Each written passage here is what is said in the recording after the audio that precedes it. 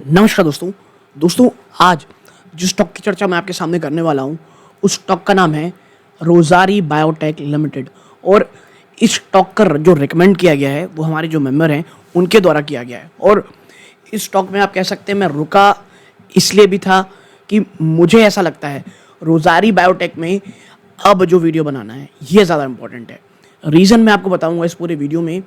चर्चा ये करूंगा कि स्टॉक में प्रॉब्लम कहाँ आ रही है, चर्चा ये करूंगा कि होल्डिंग किस प्रकार की है, और at the end of this video हम बात करेंगे कि लेवल कौन से हैं जो आपकी नज़र में होनी चाहिए।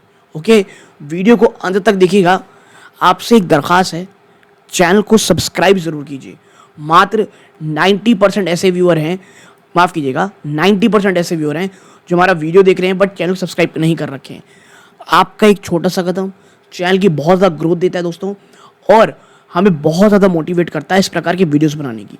और अन्य किसी स्टॉक में आपको चर्चा करानी हो कमेंट बॉक्स में बताइएगा। Okay, so please do like और सब्सक्राइब और ऑन नोटिफिकेशन को दबा दीजिएगा।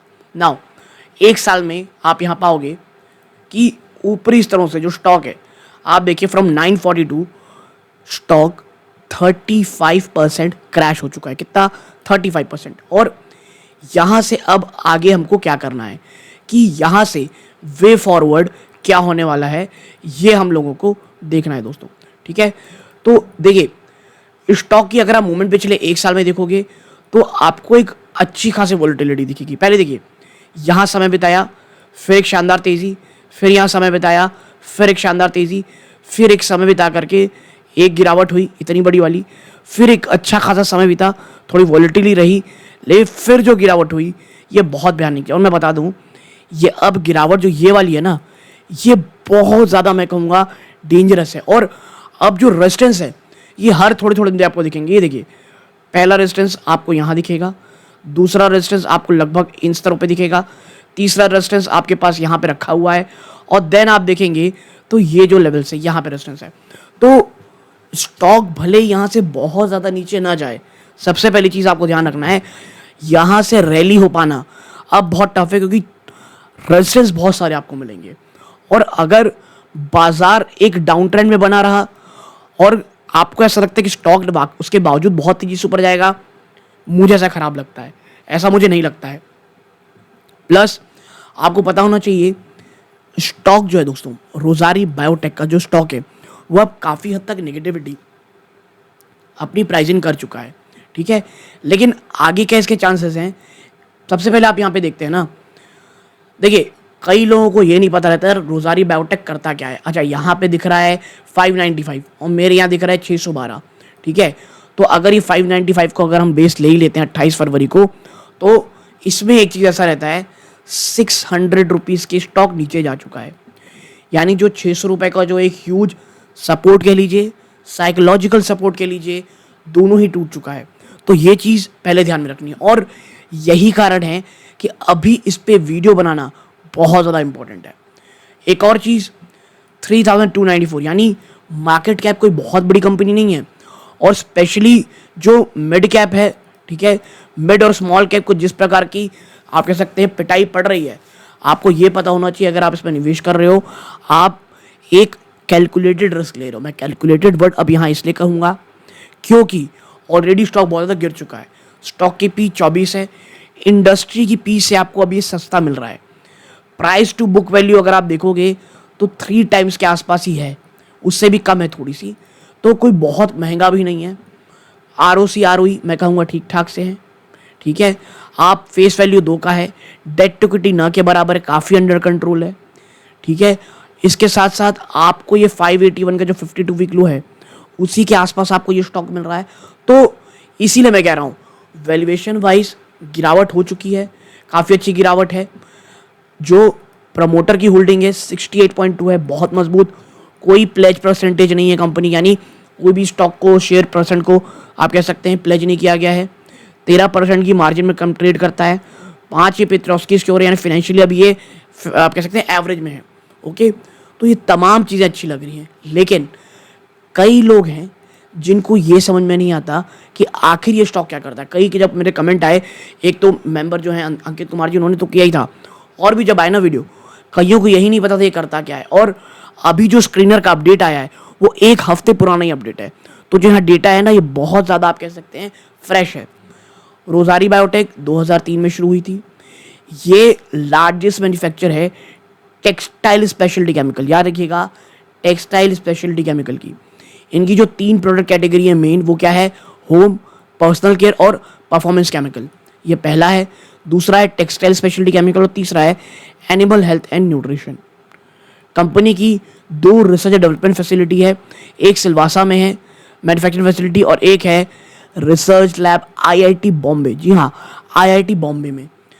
तो आप देख रहे होंगे कंपनी काफ़ी आप कह सकते हैं अच्छी कंपनी है, लेकिन सिर्फ पढ़ने से अच्छा नहीं, थोड़ा बात कर लेते हैं अंदरूनी मैटर्स पे। देखिए प्रोडक्ट सेगमेंट होम केयर, आप देखिए यहाँ पे home personal care performance chemical 76% company कमाई है Q3 फाइनेंशियल 20 जो रीसेंट रिजल्ट आया है, ठीक है।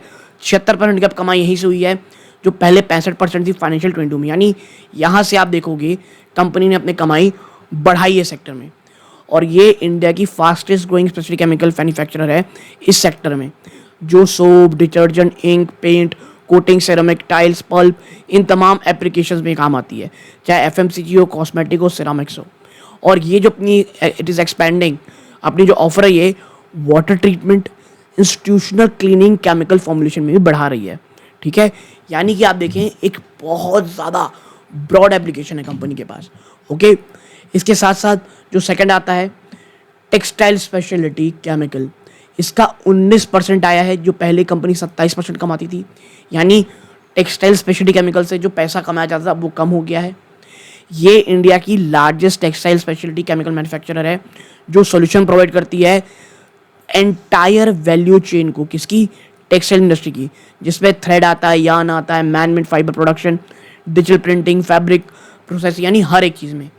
अब last but not the least, अब आप कह सकते हैं बहुत बड़ा नहीं आता, एनिमल हेल्थ न्यूट्रिशन 5% कमाई कंपनी इस बार जो रीसेंट Q3 के नंबर्स आए हैं, और यहाँ पर भी 3% घटा। यानी जो रेवेन्यू कमाने का जो जरिया है वो लगातार HPCC होम पर्सनल केयर से ज़्यादा बढ़ता जा रहा है और इन दोनों से थोड़ा कम हुआ है। कंपनी मैन्युफैक्चर करती है 100 से भी ज़्यादा प्रोडक्ट्स, जिसमें पोल्ट्री फीड, सप्लीमेंट, एडिटिव्स, पेट ग्रूमिंग और पेट थ्रेड्स आते हैं, ओके। नाउ अगर आप आगे बढ़ोगे आप देखेंगे जोग्राफिकल स्प्लिट 76% फाइनेंशियल 24 में आया है, जो फाइनेंशियल 22 में 82 था। तो एक्सपोर्ट से बिजनेस आपको थोड़ा बढ़ता हुआ दिखाई दे रहा है फाइनेंशियल ईयर 24 में। नाउ अब आप नीचे आते हैं डिस्प्ले टाइम, देखिए ये सब तो है क्लाइंटेल क्या क्या है, मैन्युफैक्चरिंग फैसिलिटी 7 यूनिट है अक्रॉस गुजरात में।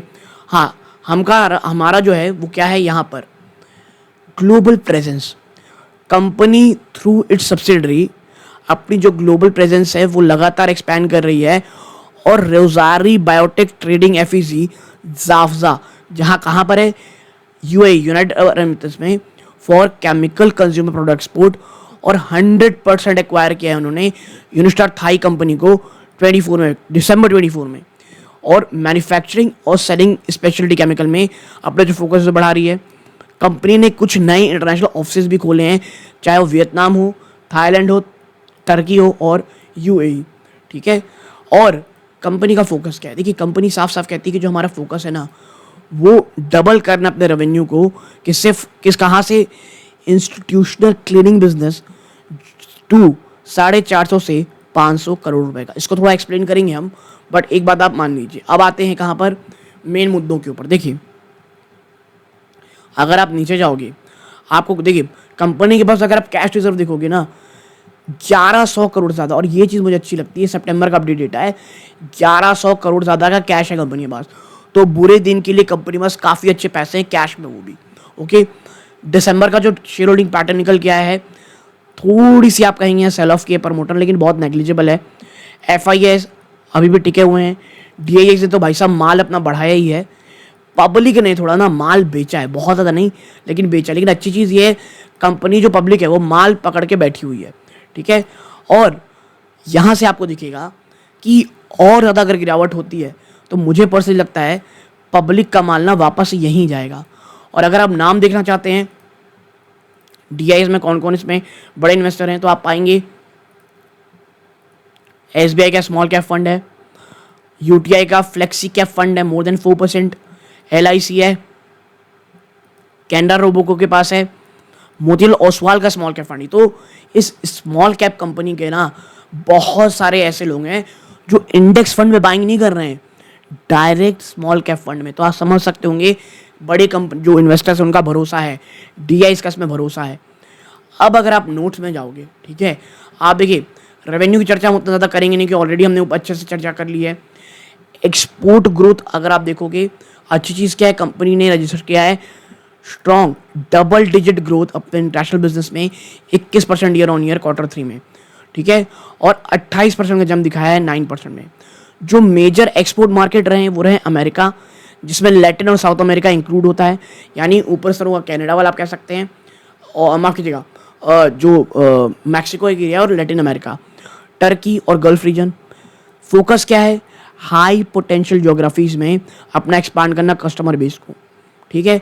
अच्छी चीज़ क्या है, देखिए कंपनी है स्मॉल कैप भले, लेकिन इनोवेशन रिसर्च डेवलपमेंट में काफ़ी अच्छा काम करती है।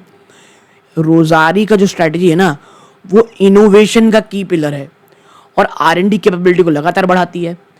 Development of intelligent, eco friendly and sustainable solution to meet evolving customer. देखिए इको फ्रेंडली आपको होना ही पड़ेगा आज के टाइम में, क्योंकि ये फोकस हर जगह दिख रहा है। एक्सपेंशन हमने थोड़ी चर्चा कर ली है। हाँ, कंपनी मार्जिन गाइडेंस क्या दे रही है, कंपनी कहती है कि ग्रॉस मार्जिन में 137 बेस पॉइंट की इंप्रूवमेंट देखने को मिलेगी year on year.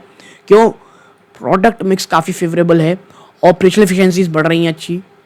EBITDA margin ये आपको इम्पैक्ट हो दिखाई देगा, क्यों, खर्चे बढ़ते दिखाई दे रहे हैं, क्यों, ड्यू टू ग्रोथ इनिशिएटिव लगातार जो कंपनी बढ़ा रही है, अपनी एक्सपेंशन करे हमने ऊपर देखा, जो कंपनी नए आप कह सकते हैं मैन्युफैक्चरिंग यूनिट्स कर रही है, बढ़ा रही है, उसके तो खर्चे आएंगे ही, और ये आएंगे 12.6% पे। मैनेजमेंट एक्सपेक्ट कर रही है कि जो नई कैपेसिटीज़ है ये अपनी ऑपरेशनल मेच्योरिटी अचीव कर लेगी, जब भी करेंगी ये इनके मार्जिन में हेल्प करेंगी। अब बात कर लेते हैं कुछ क्या आउटलुक, चैलेंजेस और आउटलुक है क्या कुछ। तो देखिए डोमेस्टिक मार्केट ना ये ग्रोथ बहुत स्लो दिखा रहा है, स्पेशली टेक्सटाइल सेगमेंट। हाँ, जो बांग्लादेश से आने वाली बातें चल रही थी अब वो कितनी धरातल में सच हुई हैं ये देखना पड़ेगा। अगर वो सच होंगी तो टेक्सटाइल सेगमेंट से वापस से जंप आएगा, लेकिन अभी तक नहीं कंपनी मैनेजमेंट कह रही है तो हम उसे अपने उसमें नहीं लेंगे, काउंट नहीं करेंगे। Which is growing at a low single digit rate, ठीक है, टेक्सटाइल सेगमेंट।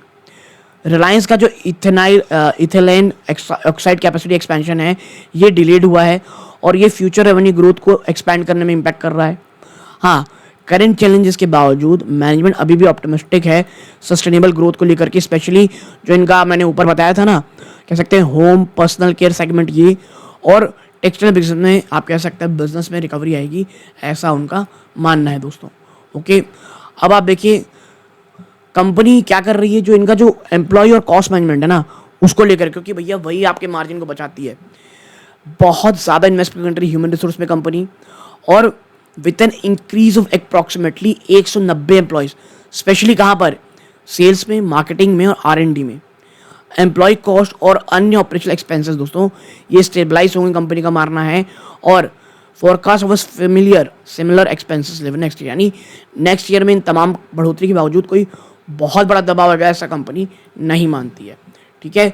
अब भाई हमने बात कर ली कंपनी कहाँ कहाँ काम करती है, जो जो चीज़ें हो गई, नए प्रोडक्ट जो कंपनी लेकर के आ रही है सेगमेंट में, आप देखें नए प्रोडक्ट जो कंपनी इंट्रोड्यूस कर रही है उसका फोकस कहाँ है, इंस्टीट्यूशनल क्लीनिंग सेगमेंट्स में, थ्रू बुजील रोजारी विच स्टेबल ग्रोथ 50% का ईयर ऑन ईयर। ओके, तो ये तमाम चीज़ें हैं। आपकी क्या राय है रोजारी बायोटेक में, मुझे बताइएगा। अब आते हैं थोड़ा सा लेवल्स को देख करके। देखिए अभी भी SBI को 5% ज़्यादा की होल्डिंग है। अगर 595 का पिवट पॉइंट मानते हैं तो देखिए पहला पिवट पॉइंट क्या था जो पिछले महीने ट्रेड हुआ है उस प्राइस रेंज में 533 रुपये, ये टूट चुका, ठीक है, माफ़ कीजिएगा 642 ये टूट चुका। फिर आता है 533 रुपये, ये बचा हुआ है। देखिए क्लासिक सीरीज़ के हिसाब से 472 उसका है 364, ठीक है। फिबोनाची सीरीज़ के हिसाब से 642 है, 577 रुपये, 595 के बाद ये सपोर्ट आता है, देन 537 और देन 472। कैमेलिया के हिसाब से आपके सामने ये सपोर्ट जोन है दोस्तों। तो फिर आगे हमको देखना है किस प्रकार रहते हैं, वरना देखिए ट्रेंड अभी भी काफ़ी हद तक बियरिश है। Moving average, technical indicator, moving average, crossover, ये तमाम चीज़ें बियरिश हैं। तो कैसा रहेगा आने वाले समय ये देखना रहेगा। रोज़ारी बायोटेक में ये ज़रूर कहूँगा अच्छा स्टॉक तो ज़रूर है, लेकिन जिस प्रकार से गिरावट स्मॉल कैप में लगातार दिख रही है, अगर पूरा का पूरा सेक्टर डूबेगा स्मॉल कैप का तो रोज़ारी बायोटेक में कोई बहुत बड़ी तेज़ी आएगी ऐसा कहना मुश्किल है। बट हाँ, फंडामेंटली स्टॉक है, स्टॉक स्ट्रॉन्ग है। और सपोर्ट कौन सा है आपके सामने हमने रखा है पिछले महीने में, तो आपको ये लेवल्स ध्यान में रखने हैं और आपका रिस्क रिवॉर्ड क्या है ये सोचते हुए आगे काम करना है। बट हाँ, पर्सनली रोज़ारी बायोटेक एक अच्छा स्टॉक है दोस्तों। यहाँ तक जुड़े रहे, बहुत बहुत धन्यवाद। ये सूर्यकांत है, जय हिंद।